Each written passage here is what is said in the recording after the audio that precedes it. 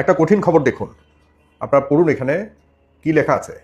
এখানে লেখা আছে ঋণপত্র খোলার বিশেষ অনুমতি পেল এস আলমের S power. S power limited এটি এলসি খোলার অনুমতি পেয়েছে, যেখানে ঋণগ্রস্ত বা ঋণ খেলাপি কোনো ধরনের কোম্পানি এলসি খোলার অনুমতি পাওয়ার কোনো সুযোগ নেই। এটি আইন আছে। আপনার আইনটি দেখুন, এখানে লেখা আছে যে বাংলাদেশের ব্যাংকের তথ্য অনুযায়ী এস আলম গ্রুপের বিভিন্ন প্রতিষ্ঠানের নামে বেনামে ঋণের পরিমাণ প্রায় 2,25,000 কোটি টাকার বেশি। মানে এস আলম গ্রুপের বিভিন্ন প্রতিষ্ঠানের নামে দেওয়া ঋণের পরিমাণ 2,25,000 কোটি টাকার বেশি। এর বড় অংশ খেলাপি। নিয়ম অনুযায়ী খেলাপি প্রতিষ্ঠানের অনুকূলে ব্যাংক থেকে নতুন ঋণ সুবিধা বা এলসি খোলার কোনো সুযোগ নেই। আর সুযোগটা কে দিয়েছে? সুযোগটা দিয়েছে আপনার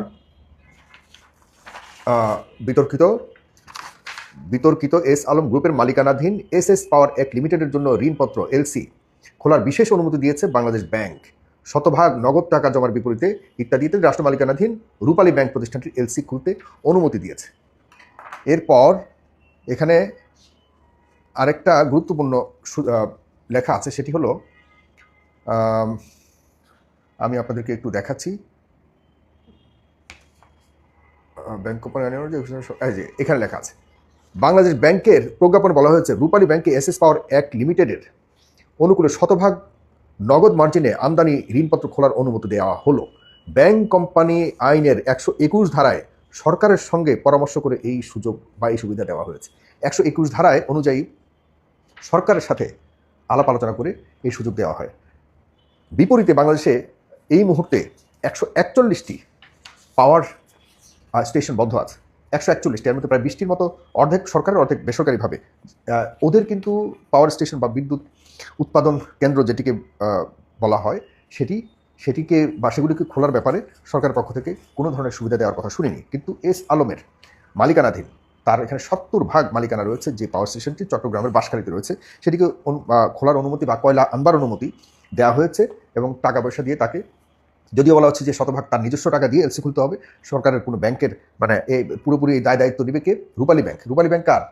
সরকারের। বলা হচ্ছে এস আলম আর রূপালী ব্যাংক শুধুমাত্র, এর মধ্যে কেন্দ্রীয় ব্যাংকের কোনো দায় নেই। আরে ভাই, কেন্দ্রীয় ব্যাংক কার আর রূপালী ব্যাংক কার? রূপালী ব্যাংক তো আমাদের সরকারের। এই কথার মধ্যে ফাঁক ফোকর রেখে তো লাভ নাই।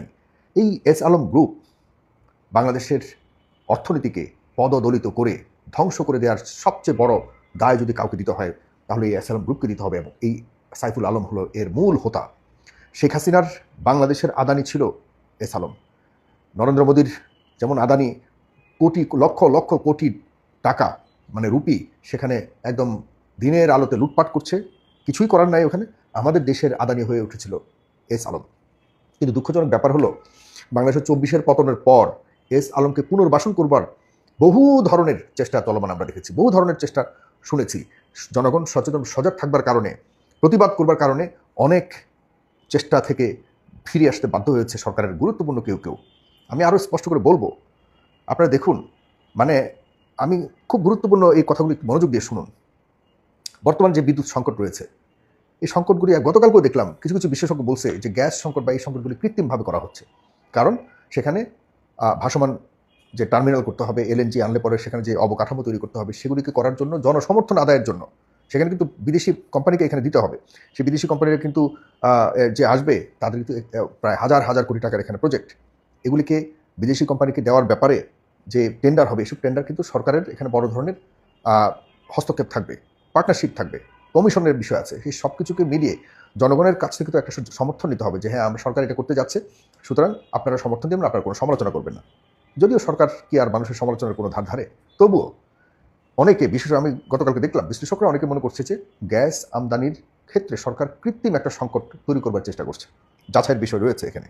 যদিও এর আগের সরকার এই দেশের বিদ্যুৎ খাতকে এমনভাবে ভারতের আদানির হাতে তুলে দিয়েছে, ভারতের হাতে তুলে দিয়েছে, আমরা শুধুমাত্র কোনো বিদ্যুৎ উৎপাদন ছাড়াই আমরা কুইক রেন্টালের নামে হাজার হাজার কোটি টাকা ভারতকে দিয়েছি, যেগুলি শেখ হাসিনা নিজেই স্বীকার করে গেছে, যা আমরা ভারতকে দিয়েছি তা সারা জীবন ভারত মনে রাখবে।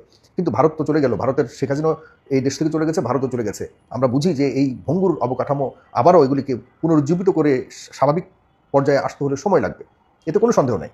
কিন্তু আমরা যেই হাসিনার আশপাশের লোকজনের কারণে 24 হলো, 1,500 মানুষ প্রাণ দিল, হাজার হাজার মানুষ আহত হলো, এখনও পর্যন্ত সেই অপরাধের বিচার পর্যন্ত করা হলো না, এবং যাদের কারণে শেখ হাসিনা ফ্যাসিজমের ক্ষেত্রে মানে বুক ফুলিয়ে দেশের মানুষকে শোষণ করেছে, সেই সব মানুষকে যদি এখনও আবারও পুনর্বাসন করবার চেষ্টা করা হয়, আপনারা ঠিক আছে আমরা এই ভঙ্গুর অর্থনীতি নিয়ে আমরা চলবো, আমরা প্রয়োজনে বিদ্যুৎবিহীন থাকবো, আমরা প্রয়োজনে গাড়ি চালাবো না, সরকার যদি বলে যে হ্যাঁ 24-এর চেতনাকে বুকে ধারণ করে আমাদেরকে প্রয়োজনে আবারও অর্থনৈতিক যুদ্ধ করতে হবে, আমরা প্রয়োজনে আরও 2 বছর 1 বছর 1.5 বছর আমরা ইত্যাদি ইত্যাদি করতে হবে আমাদের অর্থনীতিকে সবল করবার জন্য, সরকার ক্লিয়ার করুক, জনগণের সাথে কথা বলুক, কথা বলে বলুক যে হ্যাঁ আমাদের এই অবস্থা, প্লিজ আপনারা আমাদের পাশে দাঁড়ান। আমরা অবশ্যই পাশে দাঁড়াবো, কারণ এই জাতি পাশাপাশি দাঁড়িয়ে দ্বিতীয়বার বাংলাদেশকে মুক্ত করেছে এই বহির ষড়যন্ত্রের থেকে। সেখানে মানুষ অবশ্যই এই সরকারকে সমর্থন দিবে, কোনো সন্দেহ নেই। জনাব তারেক রহমান চমৎকারভাবে তিনি দেশ পরিচালনার জন্য ইতিমধ্যে অনেক প্রমাণ দিয়েছেন, কিন্তু লুকিয়ে এবং ষড়যন্ত্র করে মানুষকে বোকা বানিয়ে আবারও যদি কোনো ডাকাতকে, কোনো ব্যাংক ঠেকুকে, কোনো জালিয়াতকে, যারা আমাদের দেশের অর্থনীতিকে পঙ্গু করে ধ্বংস করে দিয়েছে, তাদেরকে পুনর্বাসনের চেষ্টা করা হয়, বেশি দিন টিকবেন না। জনাব তারেক রহমান কান দিয়ে শুনে এখন বেশি দিন টিকবেন না। কারণ হলো আপনাদেরকে, জামাত ইসলামকে, এনসিপিকে, দেশের জনগণকে কিন্তু অলরেডি বিভক্ত করে ফেলেছে। আপনার আশপাশের লোকেরাই কিন্তু অন্য দেশের পরামর্শে এই বিভক্তিটা অলরেডি বাস্তবায়ন করে ফেলেছে। এখন আপনারা দুর্বল হয়ে গেছেন, এখন আপনারা ডাকলে মানুষ আসবে না, এটা মাথা রাখবেন। আপনারা খুব কচু পাতার উপরে পানি রাখলে যেরকম টলমল করে, যে কোনো মুহূর্তে পড়ে যাওয়ার মতো অবস্থা, এই অবস্থাতে কিন্তু চলে যাচ্ছেন। আপনারা বুঝতেও পারছেন না কারা আপনাদের মধ্যে আপনার খুব কাছাকাছি বসেই কিন্তু এগুলি বাস্তবায়ন করছে। আমি আরও খুলে বলবো একটা সময় ইনশাল্লাহ, কিন্তু আপাতত আপনি বিহীন বাংলাদেশে জনাব তারেক রহমান, আপনি বিহীন আমাদের কোনো ওয়ে নাই। আপনি ফেল করলে বাংলাদেশ ফেল করবে জনাব তারেক রহমান।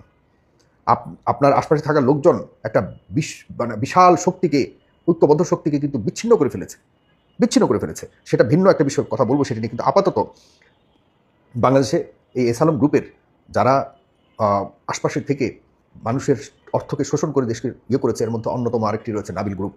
এই নাবিল গ্রুপের ব্যাপারে আওয়ামী লীগ থাকা অবস্থাতেই তখনই কিন্তু এসালামের ব্যাপারে যে কথাবার্তা উঠেছিল, এই নাবিল গ্রুপেরও কিন্তু এসালামের শিষ্য, এসালামকে আনবার জন্য বর্তমানে সবচেয়ে বড় এজেন্ট হিসেবে কাজ করছে নাবিল গ্রুপ।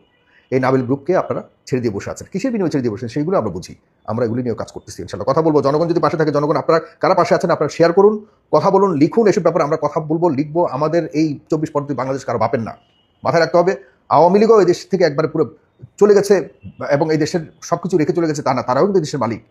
আমি তাদেরকেও বলবো, প্লিজ এই দেশকে আর ধ্বংস হতে দিবেন না। যারা আওয়ামী লীগের প্রকৃত সমর্থক, আপনারাও কথা বলুন, আপনারাও দোষের বিরুদ্ধে কথা বলুন, দেশের অর্থনীতি যারা ধ্বংস করছে তাদের বিরুদ্ধে কথা বলুন।